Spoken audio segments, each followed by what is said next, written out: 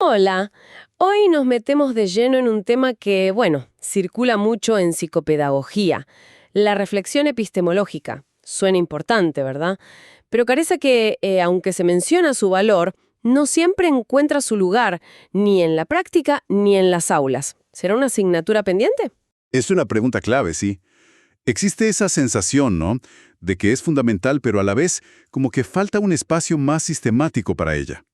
Precisamente hoy nos vamos a apoyar en un análisis muy interesante de Sandra Bertoldi y Soledad Bercelino. Ellas se preguntaron justamente eso. ¿Cuál es el estado real de la reflexión epistemológica en el campo psicopedagógico hoy? Fantástico. Entonces, la idea es explorar a fondo qué es exactamente esta reflexión epistemológica. Bueno, en el contexto de la psicopedagogía. Ver si realmente existen las condiciones para que se desarrolle más y por qué, según Bertoldi y Bercelino, es tan crucial. Vamos a destilar lo esencial de su investigación. Arranquemos por lo básico.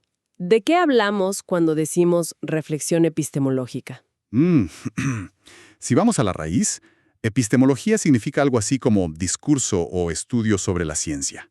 Viene de epísteme, ciencia, y logos, estudio. Pero claro, como muchas palabras importantes, es polisémica. A veces se usa como sinónimo de teoría del conocimiento en general, o sea, gnosiología. Otras veces, más específicamente, como filosofía de la ciencia. Y cómo se entiende depende bastante de la tradición filosófica, ¿eh? No es lo mismo en el mundo anglosajón que en el francés o en alemán. Entiendo, claro, no hay una única definición universal. Pero más allá de las etiquetas, ¿cuál es el nudo del asunto? ¿Qué es lo que realmente se debate ahí? La gran división, podríamos decir, está en si la epistemología debe analizar el conocimiento científico como un resultado final, ¿no? Un producto ya hecho. O si debe meterse más bien en la cocina, en las condiciones en que se produce ese conocimiento. O sea, ver la ciencia no solo como un conjunto de teorías, sino como una práctica social, histórica, con sus propios procesos y contextos. Ah, eso cambia todo. Si es solo el producto, suena a algo más descriptivo, casi como un control de calidad. Pero si son las condiciones de producción, bueno, parece mucho más crítico, más complejo. Exacto. La visión más tradicional, que todavía tiene mucho peso, es la que se centra en el producto. Es el enfoque empirista e inductivista. La idea es que el conocimiento se valida principalmente por la observación y la experimentación.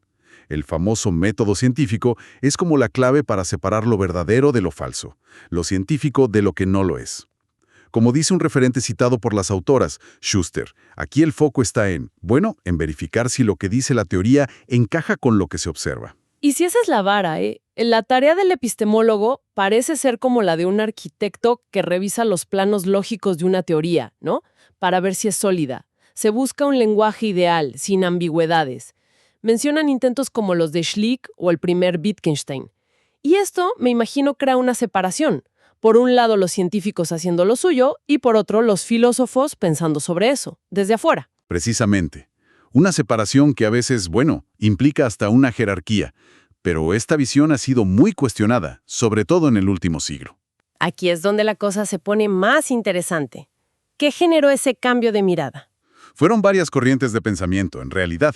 Por un lado, pensadores que empezaron a sospechar, digamos, de las verdades absolutas y del sujeto totalmente racional. Gente como Nietzsche, Freud, Marx, los llamados filósofos de la sospecha. Por otro lado, las teorías de la complejidad, con figuras como Prigogine o Morin, que nos mostraron que la realidad no es tan ordenada ni predecible como creíamos. El conocimiento dejó de verse como un espejo fiel de la realidad y pasó a entenderse más como una interpretación. Es como pasar de ver la ciencia como una fotografía perfecta de la realidad, a entenderla más como, no sé, un cuadro interpretativo, influido por quién lo pinta, con qué herramientas, para qué audiencia. La idea de una verdad única y objetiva como que se tambalea, ¿no?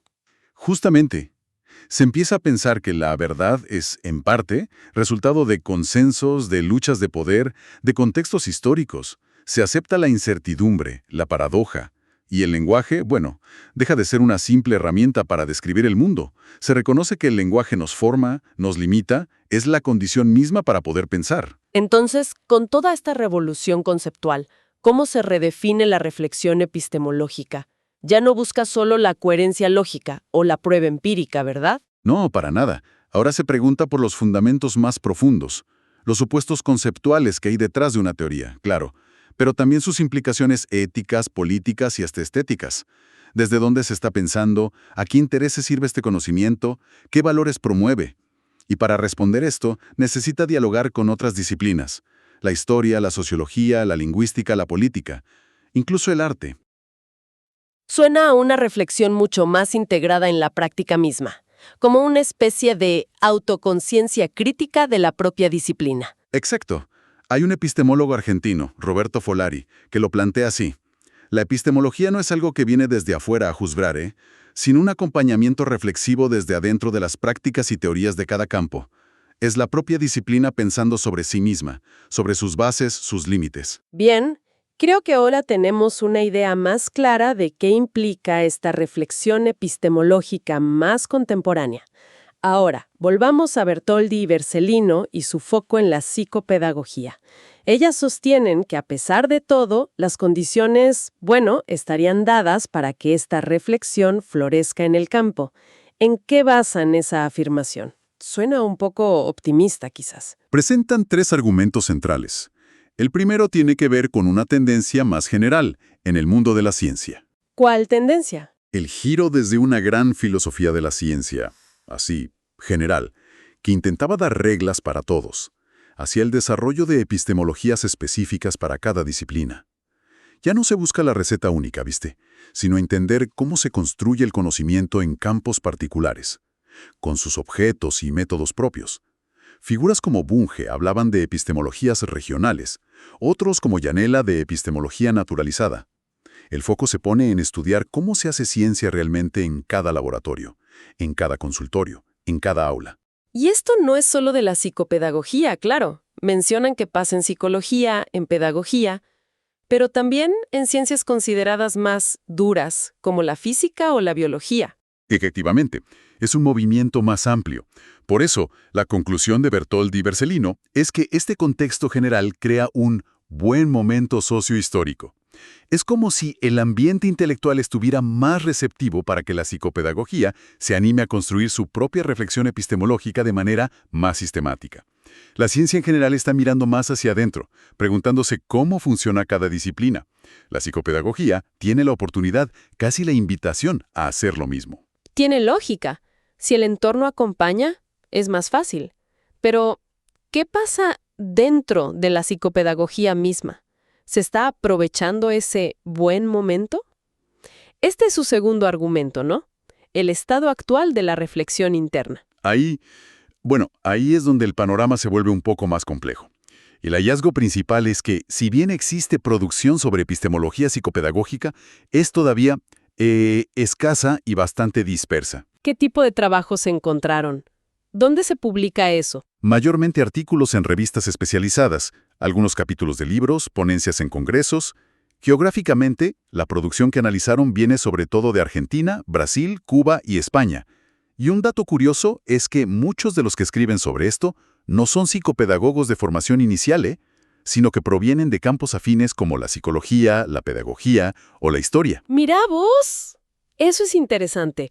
Parece que la reflexión viene a veces más de los vecinos disciplinares y mencionan influencias filosóficas importantes como Kuhn, Bachelard, Foucault, Bourdieu, lo cual muestra una conexión con debates epistemológicos más amplios. Pero también notan una falta de continuidad, ¿no? Como si fueran esfuerzos aislados.